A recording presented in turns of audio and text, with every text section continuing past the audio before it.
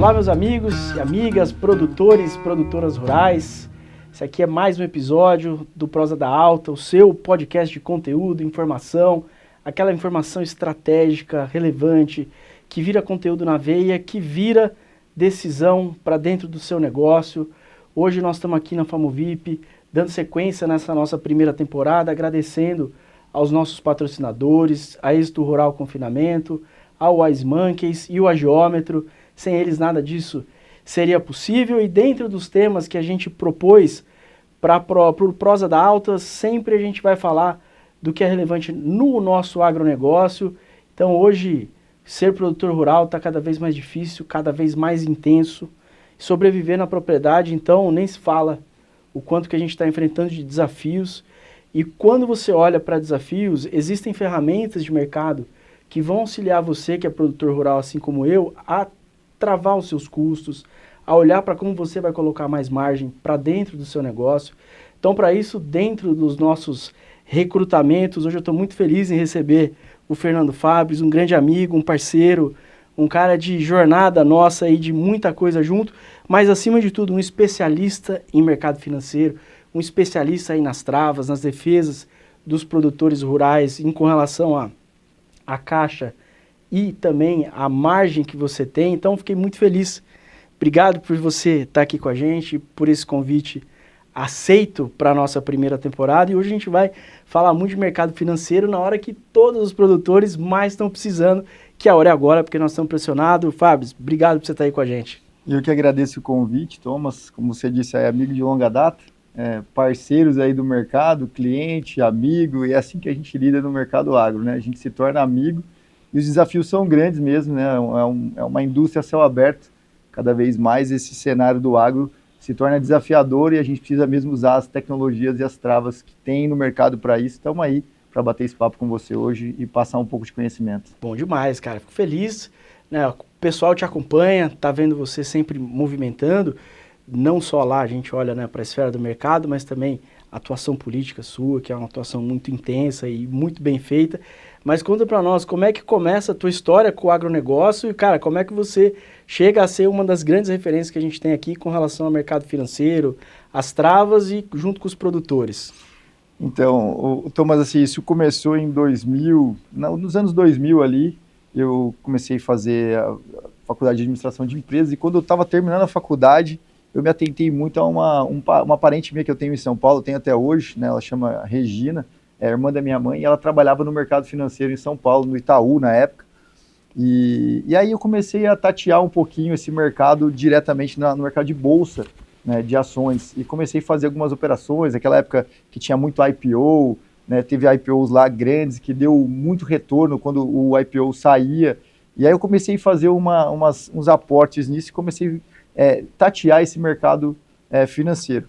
Mais ou menos em 2006, se eu não me engano, 2007, inclusive o Lucas Zanata, né, junto com o Gustavo Garcia, eles tinham um escritório, né, que chamava Econ Investimentos. Uhum.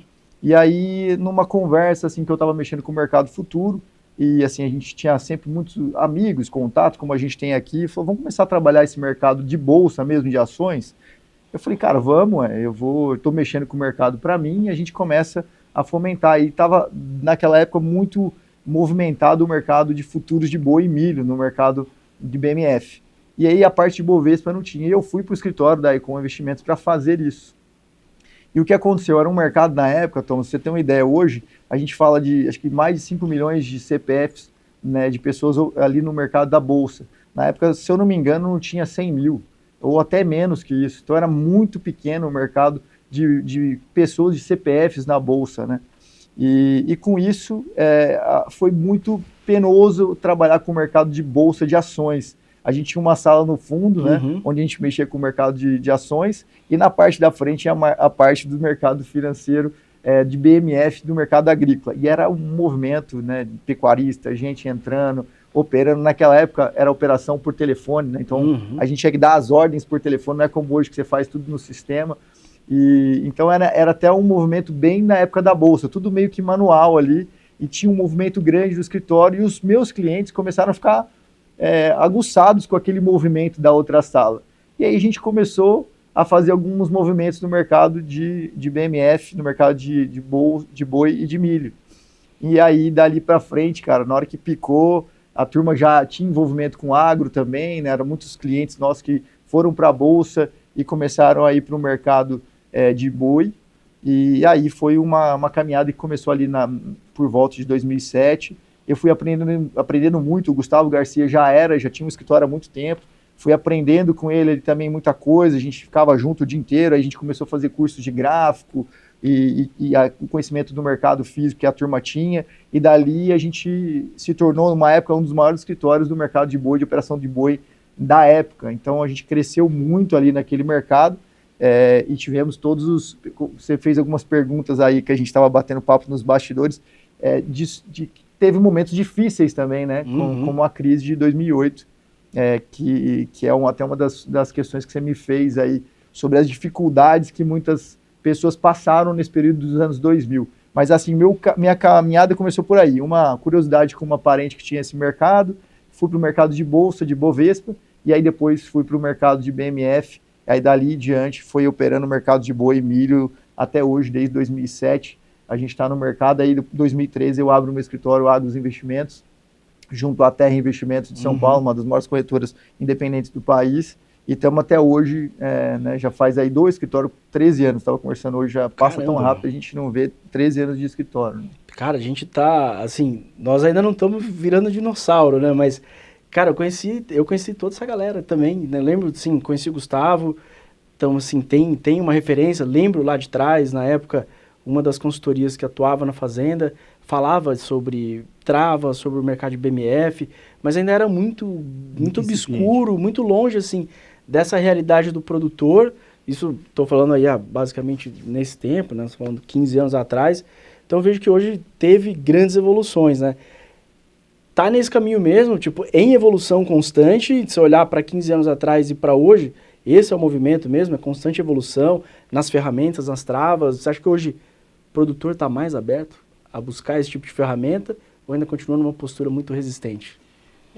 Eu acho que uma das questões que aconteceu que atrapalhou até na nossa região aqui, nessa da Alta Noroeste, Araçatuba tem uma influência muito grande do boi, é que nessa época a gente trabalhava com a Link Investimentos e depois virou Rico, virou Octo e todas as corretoras aí dali em diante, depois foi absorvida pela XP, mas naquela época não tinha muito controle da parte de operações, no caso de margem de garantia, que você sabe muito bem o que é isso, né? Quando você vai operar um lote na bolsa, você precisa deixar uma margem de garantia sobre aquele lote. Hoje, mais ou menos, o boi, para você comprar um contrato que são 330 arrobas, você tem que deixar ali por volta de R$ 6.500, ou em dinheiro, ou uma aplicação financeira, ou ações que você tem, você pode vincular, tem algumas formas de você fazer isso. Isso te dá um pouco de noção do tamanho do contrato que você está mexendo, porque as oscilações são grandes.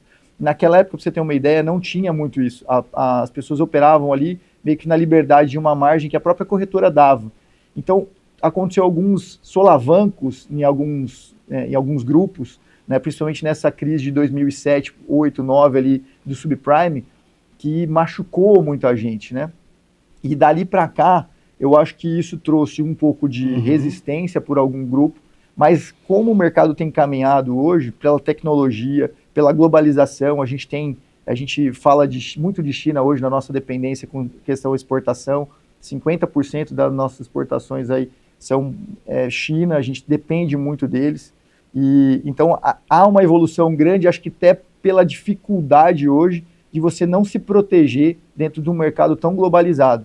Então vem evoluindo, é um mercado ainda pequeno pelo tamanho do nosso agro, a gente é dos maiores exportadores de todos os setores, seja dos grãos e de gado, né, de carne, e ainda assim, para o tamanho que a gente ainda é muito pequeno, mas é um poder para ser explorado aí, mas tem crescido muito o interesse em conhecer. Então, um podcast como esse faz muito sentido para a gente trazer conhecimento sobre as tecnologias que existem e as ferramentas que existem para a proteção. Então, a gente vai evoluindo aí gradativamente. Eu sempre comparo com relação à bolsa, assim, aquela história do micro-ondas. Dizem que o micro-ondas, o pessoal tinha medo de ter em casa. E hoje todo mundo tem um micro-ondas em casa, é indispensável.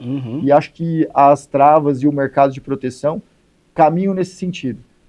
Ainda tem alguns receios, mas todo mundo percebe que com a globalização e como a gente está se tornando realmente uma indústria, e não é mais aquele negócio de você botar um gado no pasto e esquecer, hoje você tem muita concorrência e muita tecnologia envolvida, você hoje precisa fazer esse tipo de trabalho. Então tem evoluído sim. Não tem como ficar fora, né? Se você olha, cara, produtor rural, ele mexe com uma indústria a céu aberto que movimenta uma grande quantidade de recursos financeiros e a gente é tomador de preço. Então você tem que tentar buscar as ferramentas para diluir o risco.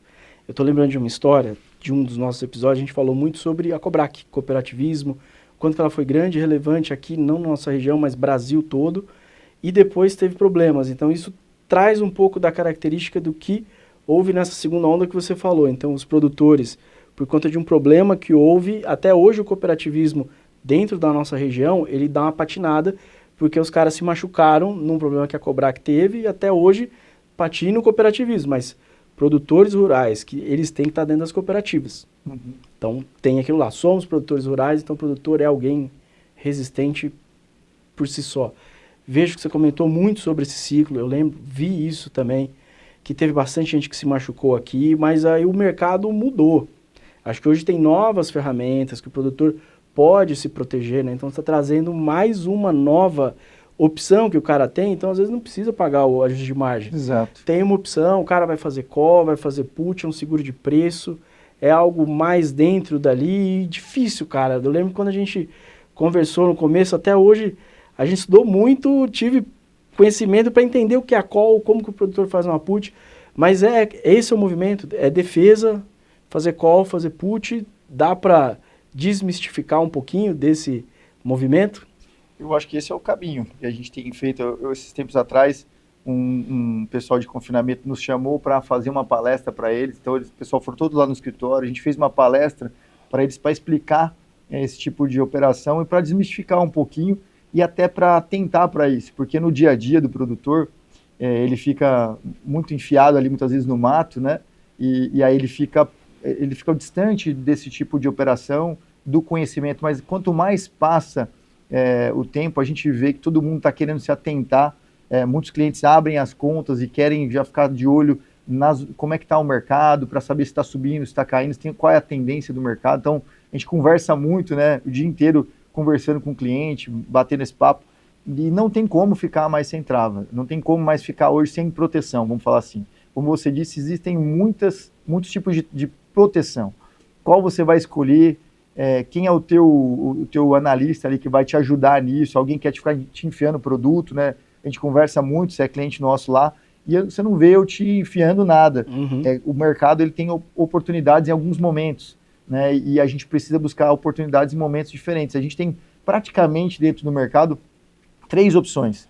A gente tem o mercado a termo, que ele é feito direto com o frigorífico, você pode fazer uma operação de call, que é uma proteção de alta, então você trava o teu boi com o frigorífico, sei lá, hoje a gente está falando aí de R$365 aqui mais ou menos em São Paulo, e você trava lá o teu preço com ele, e aí você pode comprar uma proteção de alta na bolsa, você paga um prêmio, para que se o mercado passar o o 390, você vai participar dessa alta.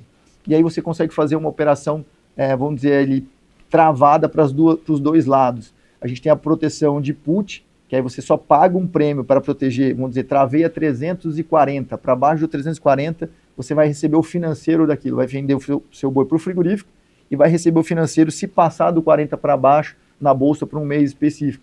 E você tem direto no mercado futuro, que é o que a gente está falando, que muitas vezes aí na especulação, talvez, muita gente se machucou, né, de comprar o mercado futuro ou vender o mercado futuro. Hoje você precisa ter uma margem de garantia, o que ajuda um pouco a travar um volume maior do que você pode operar, mas ao mesmo tempo você tem um preço mais próximo do mercado físico, ou talvez até acima do mercado físico. A gente teve aqui para abril, hoje a gente teve máxima em São Paulo aí, que a gente tenha visto até o 370, falou-se de 375, e o mercado de bolsa para abril, que a gente está hoje, o J, né, na bolsa tem um código lá, BGIJ26, ele teve a 373, ou um pouquinho acima disso. Então a gente teve aí, vamos dizer, beirando a máxima que foi ventilada de mercado em São Paulo, então você pode ir mais perto do preço, só que ao mesmo tempo você trava o teu preço ali, e aí se tiver uma oscilação, você vai ter que fazer ajustes financeiros disso. Mas hoje tem bem mais controle, e tem 3 ferramentas aí principais, aí a gente pode fazer uma mistura com elas, mas essas são as principais ferramentas que o produtor tem de proteção hoje dentro do mercado. Aí é estudar o momento e entender o momento certo de ser colocado isso dentro do escopo ali dentro da fazenda, né? Então, aí, trazendo para a vida aqui do produtor rural, do pecuarista. Então, eu tenho o animal, que ele está lá na fazenda, chegou no ponto de abate, escolho o frigorífico que eu quiser e vou mandar esse animal para o frigorífico que eu quiser, ele vai ser abatido ao preço que eu combinar no dia. Vamos falar, de repente, o mercado de hoje, R$360. Eu vou receber esse dinheiro como produtor e aí você tem uma nova ferramenta que você pode participar da alta. Sim. Então aí já não entra mais o boi físico. Aí nós já estamos falando de proteção. Sim. Então o produtor aí sim, ó, se eu conseguir olhar para que esse mercado vai subir, você pode participar da alta e aí não dá aquele sentimento ruim de falar, puta, tomei uma fumada. Sim. Vendi fora da hora e, cara, não tem como se acertar todas. Isso aí, a gente vai trabalhando com média, você não tem como acertar todas. Mas da outra forma também, quando você tem essa proteção de baixa, pode te resolver uma série de coisas que acontecem, né? Se explode alguma situação que o produtor não tem domínio, defende o cara também? Sim. Defende ele de tomar aquela ré que o cara fala, agora embaçou, meu custo é 330 e eu tô vendendo boi a 310. Exatamente. Tem como se defender. Tem como se defender de uma possível continuidade da alta quando se faz um termo junto com o frigorífico, né? E tem uma proteção de baixa que são as puts, que você também pode se proteger para um problema, como a gente está aí na iminência de uma preocupação com relação à China. A China, no começo do ano, colocou uma cota de 1.100.000 toneladas para exportação. Depois disso, ela ia taxar em 55%. Alguns acham que pelo ano passado ela importou 1.600.000, mais ou menos. Então, essas 500 mil aí, que eles não iriam parar de comprar, mas eles vêm puxando muito nesse começo de ano. E se eles pararem por 2, 3 meses, eles ainda vão ter um estoque lá, e eles são muito de negociar e de tentar pressionar preço. E se isso acontecer nesse gargalo do meio do ano aí, e ficar sem proteção nesse meio do ano, a gente viu aí, se eu não me engano, em 2021, caiu por volta de R$82 quando a China tirou o pé, e lá em 2023 caiu por volta de uns R$25, R$30 quando ela tirou o pé também. Então, assim, a gente precisa entender os cenários, e esse cenário é um cenário que está aí, vai acontecer, alguma coisa pode acontecer com essa salvaguarda da China. É lógico que aí saiu histórias esses dias de questão de aftosa lá na China, e tudo isso pode mudar um pouco o cenário, mas as proteções vêm para esse momento de incerteza.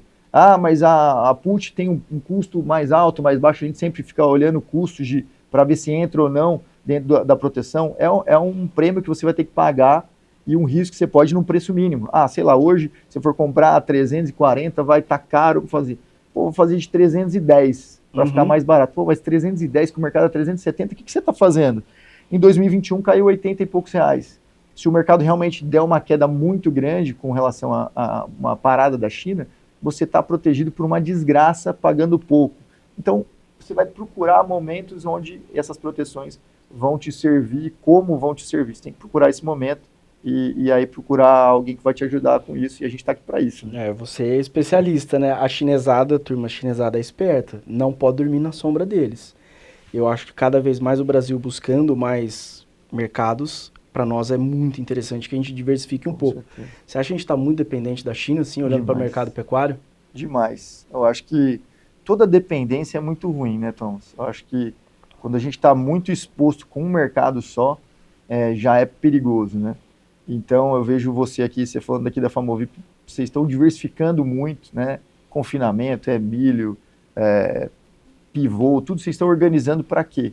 Para vocês terem um círculo ali dentro do agro, onde vocês não fiquem dependentes de um mercado só, onde vocês tenham especialidades em várias áreas. E esse é o mundo de hoje. Infelizmente ou felizmente, o mercado é muito dinâmico, precisa de tecnologia e precisa de você estar com o pé em várias canoas. Então, quando a gente está aí com um pé de 50% das nossas exportações na mão de um player, e de um player como a China, né, não é simples essa brincadeira, é bem perigoso a gente poder ficar dependente deles, e a gente já viu isso.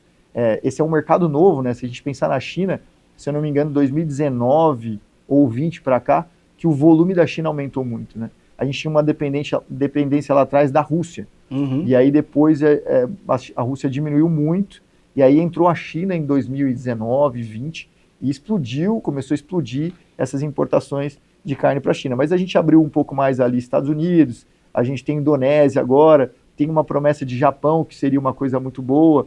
Então, esses países, o Brasil precisa trabalhar isso. Infelizmente, também, nos últimos 4 anos, a gente não tem um governo que tenha ajudado muito nesse sentido para o agro. O agro tem sofrido muito nesses últimos anos, taxa de juros muito alta. Então, a gente precisa procurar abrir leque aí para não ficar tão dependente da China. A China, não só a China, mas principalmente a China, é um risco grande ficar dependendo muito deles, né?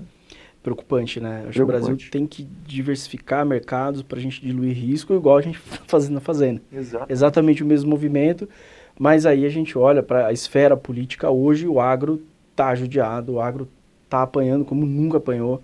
Então foram 4 anos difíceis, que a expectativa é que chegue ao final, nesse ano de 2026, e que a gente, no ano de 2027, comece a ter a esperança de respirar, porque todo produtor rural está judiado, apanhado, e não foi fácil sobreviver, então é diversificar. E olhando para o mercado interno, ele ainda é bem relevante para a nossa pecuária, não só a nossa região tem plantas frigoríficas que estão no mercado interno, mas também grande parte do estado de São Paulo, boas plantas são nessa nossa região da Alta Noroeste.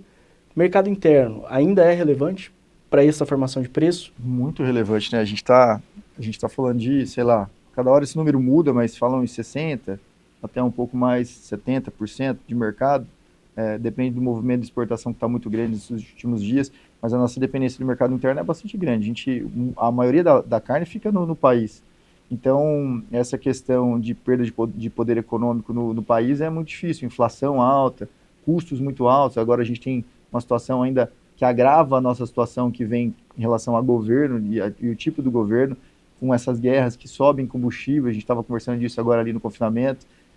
Isso pressiona os custos, pressiona o pecuarista, pressiona o produtor, e aí você fica com um risco muito grande na mão. Então a gente precisa muito caminhar e sempre, como a gente estava dizendo, com proteções e tentando diversificar para não ficar tomando tanto risco aí dentro desse cenário. Olha, para a segurança alimentar do país, ela é garantida em primeira instância. Você tem 60%, 70%, dá certo, esses dados sempre aumentam, né? Uhum. Então, conforme a exportação aumenta, você diminui um pouquinho.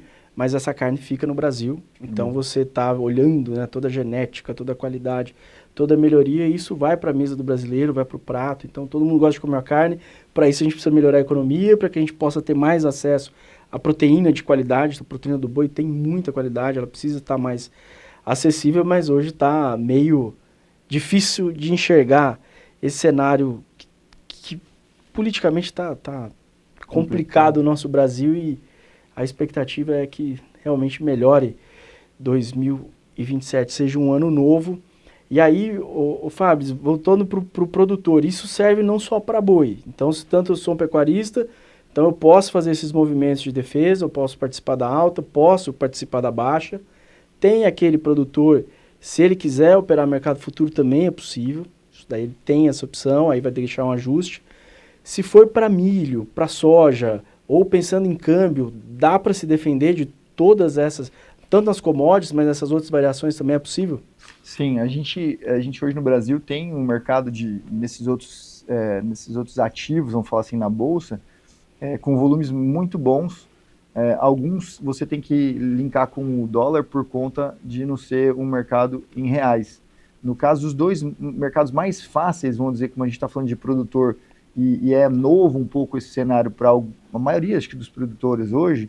O mercado do boi é em reais na Bolsa, são 330 arrobas, e o mercado de milho na Bolsa também é em reais, e são 450 sacas de 60 quilos. Uhum. Então, no milho e no boi, você tem uma facilidade em relação a isso. Já na soja, a soja é em dólar. E aí, quando você entra para a soja em dólar, até por conta do cenário, muita gente já vai nas tradings, já faz esse cenário direto nas trades porque você tem a questão do dólar, aí você precisa travar dólar e travar a bolsa, fica um cenário um pouco mais estruturado. Então, grandes players começam a entrar nesse mercado. Dá para ser feito? Dá. Mas o mercado mais relevante hoje, inclusive o mercado do boi, quando a gente fala do mercado do boi, ele teve ali, nessa época que a gente estava conversando de 2006, 2007, se eu não me engano, perto de 50 mil contratos, ou até passava isso, tinha uma volatilidade grande. E aí a gente passou uns períodos muito ruins, assim, onde chegou-se a ter 5, 6, 7 mil contratos no mercado todo, Thomas. E você imagina que é 10% do que era um volume lá atrás. Hoje nós voltamos a passar e estamos perto de 55, quase 60 mil contratos na Bolsa, graças a Deus. O mercado começou a crescer de novo, criar um pouco mais de credibilidade, porque a gente tem um indicador que também varia muito, isso trazia uma inconsistência no mercado futuro. Para você ter uma ideia, o mercado do milho ele é tão mais ativo e com cooperativas e no geral até o produtor tem um pouco mais de consciência desses riscos de trava, de proteção. A gente tem quase 130 mil contratos na Bolsa. É o dobro, mais do que o dobro do mercado do boi. E o mercado do boi beirou aí 20, 10, 15... Há dias atrás, há meses atrás, o mercado do boi era muito pequeno e o mercado do milho vem crescendo muito. Então a gente precisa e tem essas oportunidades de trava e dólar também, câmbio, tanto no mercado futuro quanto fazer câmbio. Tudo a gente tem ali esse know-how para fazer isso lá dentro do escritório. A gente trabalha com todos esses mercados, soja, milho, câmbio, boi. A gente tem como fazer todo esse trabalho de proteção e existe essa forma de proteger e precisa se proteger, como a gente estava falando aqui antes. Clientes ligando, falou só, eu quero travar, o Trump está dizendo que vai mexer lá, vai resolver com o Irã hoje. Aí a turma já liga preocupada se toma dólar, o que faz. Tem essas possibilidades todas e deve procurar, pelo menos informação, para ir trazendo conhecimento até você chegar no ponto, como você falou há tempos atrás aí, a gente começou conversando, vamos fazer uma primeira operação para você entender como é que funciona, e aí a primeira operação pequena te dá uma ideia do que você precisa fazer. É assim que o pecuarista, o produtor, precisa entrar no mercado. Vai devagar para entender o mercado, para ver como é que pode proteger, o momento certo para cada operação, para cada tipo de ativo, para cada tipo de proteção, porque tem muita proteção, tem muitos mercados, mas a gente ainda está muito pequeno perto dos Estados Unidos. Eu acho que a gente está em evolução, não é fácil você entender como funciona. Eu acho que como produtor você tem que estar lá antenado, vendo, e tá certo isso, né? Começa pequenininho, Sim. Vai lá, faz um contrato, sente o movimento, depois você vai entendendo cada vez mais, até que vira uma ferramenta para dentro do seu negócio. A nossa região, a característica dela, a relevância dela é na pecuária, então faz sentido com esse relato que você está trazendo, né? De fato é milho e boi que comanda Sim. esse movimento, mais do que a soja e outras formas que você tem, porque é o DNA da nossa região, né? Nossa região é muito forte em boi, então os produtores estão aqui em Araçatuba, mas no Brasil inteiro. Eu lembro que são produtores rurais de Araçatuba que estão atuando em 9 estados da federação. Então a gente tem gente aí espalhada pelo Brasil inteiro. Aí tem também, depois você vai falar, cara, tem um conceito que é o diferencial de base. Como é que isso funciona na cabeça do cara? Então eu travo São Paulo, mas eu estou no Pará. Como que funciona? Então, aí assim, o mercado quando, no geral, em alguns, se eu não me engano, 2 estados que fogem um pouco essa correlação de queda ou de alta em relação aos outros estados, principalmente São Paulo, né? A base do indicador da Bolsa é base São Paulo. Hoje era indicador Exalc, hoje é um indicador Datagro. Então ele rege o mercado e pega preços que acontecem no dia de São Paulo, da região de São Paulo, de algumas cidades de São Paulo. Então você trava o mercado da Bolsa base São Paulo. Só que aí você tem que fazer uma correlação com o preço que você tem lá no MS hoje, mas você pensa hoje, São Paulo teve máxima aí perto de, vamos falar, 370.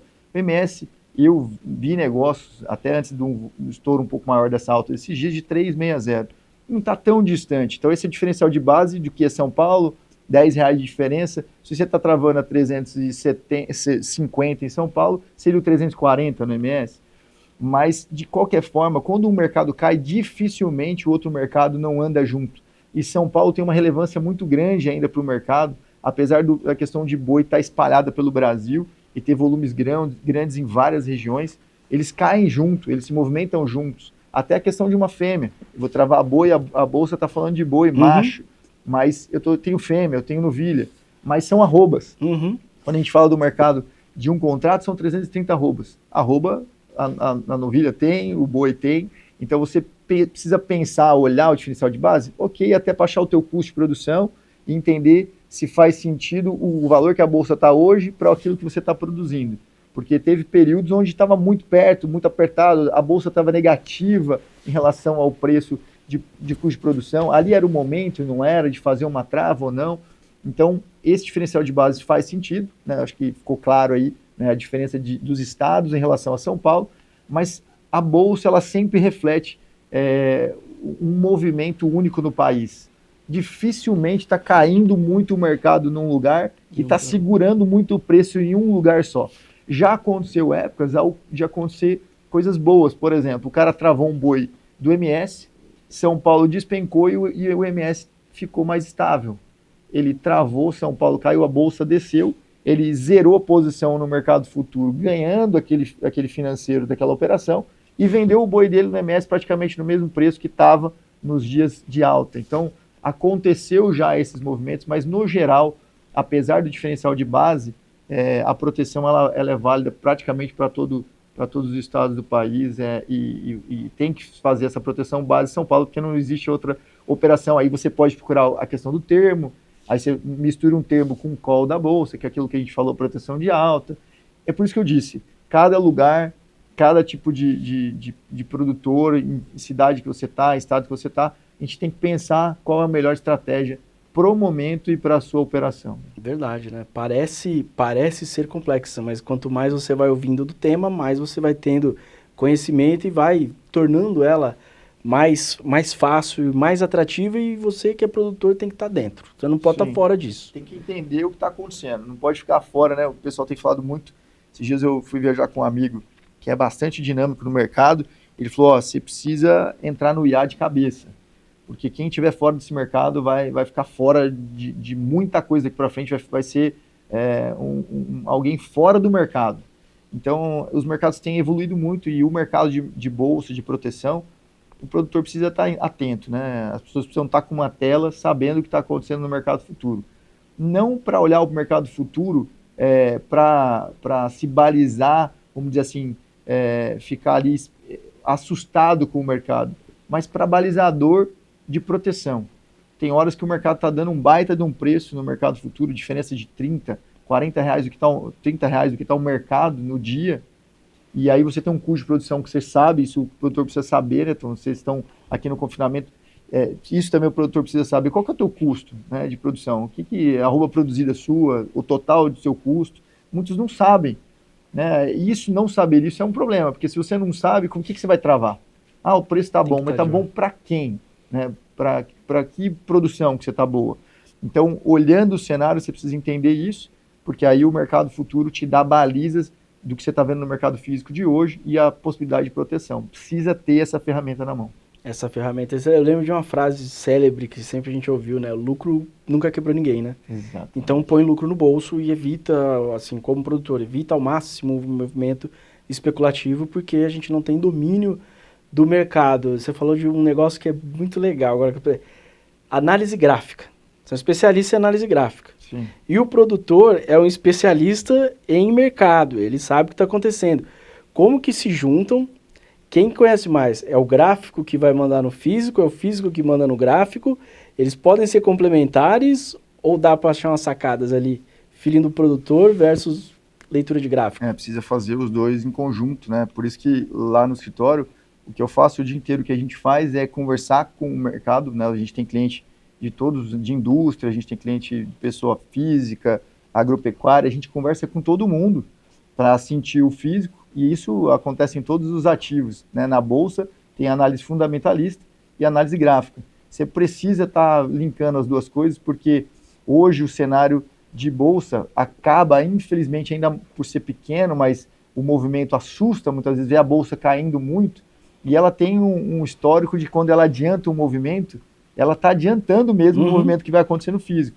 Há dias atrás, aí, quando o mercado começou a subir, ele subiu até o 353, mais ou menos, se eu não me engano, 353 ou 58 na bolsa, para março, e aí depois ele teve uma queda grande, chegou a perto de 330, o pessoal deu uma assustada, aí o mercado não conseguiu ceder no físico, e o mercado da bolsa começou a voltar, rompeu o 358, e a gente bateu o 373 agora em abril. Então, o cenário de gráfico, ele te mostra, é lógico que se fosse simples assim, todo mundo sabia qual hora que vai cair ou subir, mas você juntando as duas coisas, você vê movimentos menores, muitas vezes, e cenários de longo prazo, né, que dão curvas e mostram uma tendência maior no gráfico. Né? Quando a gente fala no gráfico topos e fundos ascendentes, é muito simples de você ver. Um fundo aí um topo, um fundo menor do que aquele último, e aí um topo maior que o último. Então a gente começa a fazer um movimento ascendente. Isso uma tendência de alta mais clara de longo prazo. Quando você consegue entender isso, o produtor coisa básica, você consegue vislumbrar isso, você começa a ver as tendências de mercado. Hoje a gente está falando de um ciclo de alta, claro, né, que vem por um ciclo do ciclo pecuário, a gente vem exportações muito grandes, quem analisa dados vê que os abates de fêmea nos últimos anos foi muito grande, então o ciclo pecuário é abate de fêmea, claramente a matriz começou a morrer, vai nascer menos bezerro, vai ter menos boi. E aí quando você começa a reter essa vaca, porque você viu que o bezerro está caro e você quer começar a produzir bezerro, piora essa situação em um certo momento, mas começa a inverter essa curva do ciclo, você começou a reter fêmea, você vai ter mais bezerro, você vai ter mais boi gordo. Esse ciclo ele está se mostrando, né, ao longo dos anos pela matança de fêmea. Aí juntou com uma exportação muito grande. E por que está exportando muito, Fernando? Porque o mundo está faltando essa carne. A gente vê Estados Unidos com um rebanho menor do que, sei lá, 50 anos, o rebanho dos Estados Unidos não teve tão baixo como está hoje, nesse tanto de carne. A China aumentando, essa migração que veio ao longo dos anos, do rural para a cidade, então o consumo de carne vem aumentando, o mundo vem aumentando o consumo de carne. Juntou no Brasil um ciclo de alta e também junto com essa situação de uma demanda muito grande por carne, e aí isso está fazendo com que o preço volte a querer subir bastante, e o mercado vai passar por ondas. A gente está falando agora do mercado está batendo 370, ele pode voltar de novo para 340 e voltar a subir de novo e romper o 400. Tem gente que está falando aí até para jogar lacrar na internet, vai para R$700, arroba, vai para R$1.000, arroba. Pode tudo. O mercado realmente, pelo custo de produção hoje e pelo que você comprava com uma arroba lá atrás, a gente vê aí os nossos parentes aí, né, e vocês que mexem aqui, hoje eu não estou diretamente focado na água, até um tempo atrás eu tinha aí umas cabeças lá com sócio, mas a gente tem, meu pai mexeu na época dele lá, e eu também, quando você falou, por que você foi para o agro, né, por conta do mercado, dessa tia que mexia no mercado financeiro, mas eu sempre gostei muito do agro, né, do gado. Meu pai mexia, tinha até morava em Guararapes, tinha uma casinha que vendia rações, sal para gado, tinha uma terra, inclusive por essa região aqui perto de Guararapes, aqui, e isso tinha uma paixão no meu coração. E isso é o que me movimentou a estar aqui hoje, ter aí 13 anos só no escritório e querer ajudar de alguma forma aí e linkar esse agro junto com o mercado de bolsa, que eu acho que é necessário hoje a gente trabalhar nesse sentido. O agro é apaixonante, o agro é envolvente. Ele é. Então, por isso que a turma vai, cara, é uma ferradinha que pica ali, você não consegue.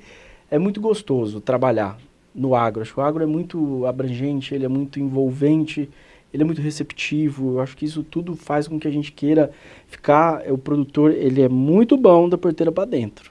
Mas aqui nós estamos trazendo uma série de informações. A primeira delas é que realmente nós temos uma tendência de mercado de alta. Agora em 2026, isso é muito bom para quem diversificou, para quem teve nesse movimento de enxergar isso lá na frente. Mas ainda assim, o produtor não pode largar esse dinheiro na mesa. Eu acho que você trouxe essas informações agora para a gente entender que não é só porteira para dentro, né, Fábio? É porteira para fora. E olha o tanto de ferramenta que você tem na mão para dominar, para diluir seu risco, para trazer mais dinheiro para dentro de casa, para fazer com que o seu negócio possa... A nossa missão é fazer com que as fazendas sejam infinitas, se perpetuem, de gerações em gerações. E aí vai vendo os ciclos, né, geracionais.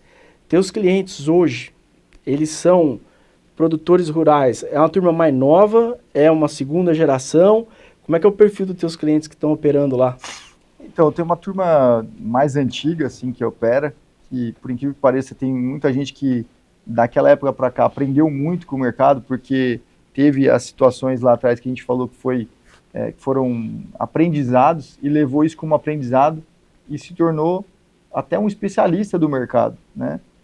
Tem clientes que são especialistas do mercado hoje porque passaram por todos esses processos que a gente está falando aqui, de aftosa, de subprime, crises no Brasil, 2010, 2015, a questão da pandemia também, que o mercado trouxe alguns desafios. Então, todo esse mercado trouxe muita gente capacitada daquela época para cá, e aí, ao longo desses novos tempos, vem chegando uma nova geração dessa turma, que está próxima a essa turma, muita gente que já mexe hoje, está trazendo o filho, você precisa entender disso aqui, né? O pai vai para o confinamento, vai para a fazenda, fica de olho aqui, que você que está na cidade, dá uma olhada para a gente, vê como é que está o mercado, vê se precisa fazer uma trave, se está no momento ou não, até para especular, sabe, Thomas? Porque muita gente fala mal do especulador na bolsa. O especulador é quem? Quem não tem o boi e simplesmente está comprando no mercado futuro ou vendendo no mercado futuro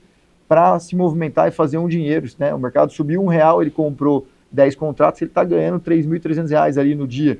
Ele pode fazer isso. E esse cara é importante porque ele dá liquidez para o produtor fazer esse hedge. Então, esse cara não é um vilão do mercado. Um fundo, um banco, muitos players do mercado, eles são agentes de liquidez para o mercado da bolsa e eles são importantíssimos. Então, assim, nesse cenário tem de tudo. Mas eu tenho uma velha guarda que tem bastante conhecimento, que está lá com a gente há um bom tempo, são clientes que se tornaram amigos, e tem a turma nova aí, que nem vocês aí. Você tem uma clientela boa ali, você entendeu? Dá para aprender bastante com aquela turma. Tem uma turma muito boa e, assim, gente de muito conhecimento, muito conhecimento. Cara, eu acho muito bom, eu acho que né, nós somos jovens ainda, acho que a gente tem que trazer isso, né? A gente está num meio termo, acho que as gerações que vêm para trás vêm com muito conhecimento, com muita vontade de participar, são muito técnicos e amam o que eles fazem. Nós já trazemos uma experiência de uma bagagem, de mercado, de olhar a porteira para fora, de entender as ferramentas, já temos uma vivência e também a gente entender a sabedoria dos mais antigos, o quanto isso é importante para nós. Então, você que está escutando a gente, a missão aí é botar todo mundo na mesmo barco e fazer a fazenda crescer. Ô Fábio, avançando aqui já para nossa reta final, cara, qual que é a tua visão do agronegócio aqui, dessa nossa região da Alta Noroeste?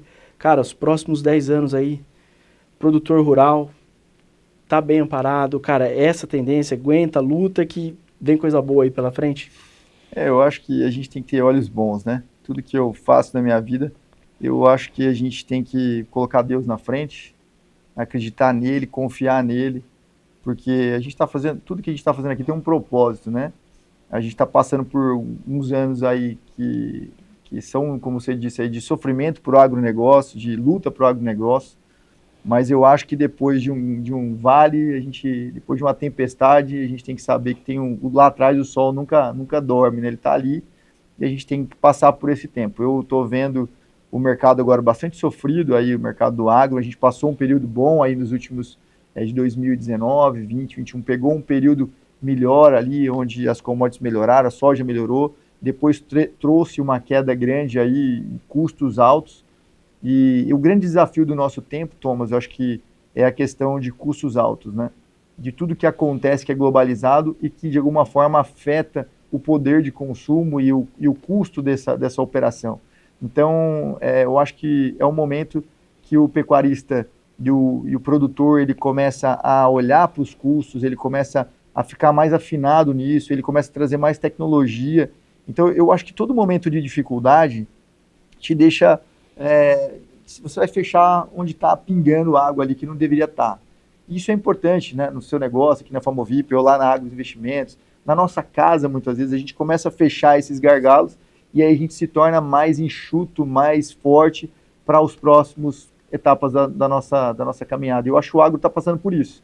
É uma hora de que muito especulador, vamos dizer assim, de mercado, muita gente despreparada vai ficando pelo meio do caminho e vai construindo um grupo mais forte. E aí eu acho que é isso que vai acontecer com o agro, a gente vai se tornar mais forte e a gente espera também que na parte da política aí a gente também não tem o peso, né? Eu acho que o brasileiro, o que ele precisa é tirar o peso, né, de um governo que atrapalha o setor, porque a gente gosta de trabalhar, a gente gosta, que nem você falou, a gente chegou aqui e falou, puxa, como é bom estar aqui, né, na fazenda, no meio do mato, com gado, com a plantação, é um ambiente realmente atrativo, e eu acho que o agro é trabalhador, a turma do agro é que produz, é que sustenta o nosso país, e a gente precisa cada dia mais valorizar esse cara do campo, a quem trabalha ali, os nossos clientes, vocês aí que são, que tocam esse país, a gente que toca esse país junto, e eu tenho uma visão boa para os próximos anos, e como você disse, o caminho é proteção e tecnologia. A gente precisa se tecnificar. Muitos países estão se tecnificando, a gente fala da Argentina aqui do lado, tem carne de muita qualidade, vende com preço mais caro porque tem qualidade. Então, acho que a gente tem um volume de carne e a gente precisa, nos próximos anos, falando especificamente do boi, ficar com essa carne com uma qualidade ainda maior para a gente poder agregar valor, sabe? Se a gente agregar valor, a gente pode crescer ainda mais dentro do agro no país, e eu acho que é isso que o Brasil está caminhando para se tornar, não só um produtor de volume, mas também de uma qualidade que a gente possa cobrar mais por ela. Eu acho que esse é o caminho que o agro está trilhando agora nesse desafio, desse aperto que a gente está passando aí de alguma forma política. Então, minha visão é um aperto para a gente poder crescer. É aquele pulo do gato, né? Tá segurando para dar um pulo maior aí. Eu acho que isso tende a acontecer. Aguenta firme, produtor. Tá difícil, a gente sabe disso, mas com certeza lá na frente vem muita coisa boa para você conseguir realizar. Eu acredito, como produtor rural, que a gente tenha que estar cada vez mais preparado. Então, diante desse momento que a gente está, não dá para dormir de botina, né? Como a gente fala aqui no agro. Então, você tem que estar se preparando para estar melhor, da porteira para fora, principalmente. Porteira para dentro, o produtor vai muito bem, obrigado, ele faz muito bem a missão dele. Em qualquer uma das atividades que eu tive conhecimento do agro, o produtor é exemplo. Porteira para fora, existem ferramentas que estão aqui, que a gente está batendo um papo leve, desmistificando, entendendo que é possível. O Fabrício hoje explorou muito bem sobre o mercado financeiro, né, Fabrício? A gente não desmistificar um pouquinho, aproximar o produtor, o porteira para fora. Então a gente trabalha em família, muitas vezes um tem mais aptidão com números, um tem mais aptidão com a parte do campo, outro tem mais aptidão com pessoas. Então a família trabalhando junto, isso é muito importante. Então a gente olha para o agro, olha para frente, e a gente sabe que tem que ser porteira para fora, produtor. Então a gente derramou esse conteúdo de mercado financeiro, agradecendo demais a presença do Fernando Fabris, esse parceiro, amigo, que está aqui falando para você, que está escutando a gente, o quanto você tem oportunidade de fazer diferente, olhando porteira para fora. Então falamos de mercado financeiro, acho que essa é a grande lição desse episódio, é entender que você pode não deixar mais tanto dinheiro na mesa e sair daquele sentimento de frustração de você estar perdendo ou deixando de ganhar. Então, produtor, vem para o mercado financeiro, olha para essas ferramentas que você não vai se arrepender. Um abraço para todos que nos escutaram, e esse foi mais um episódio da nossa temporada, e até mais.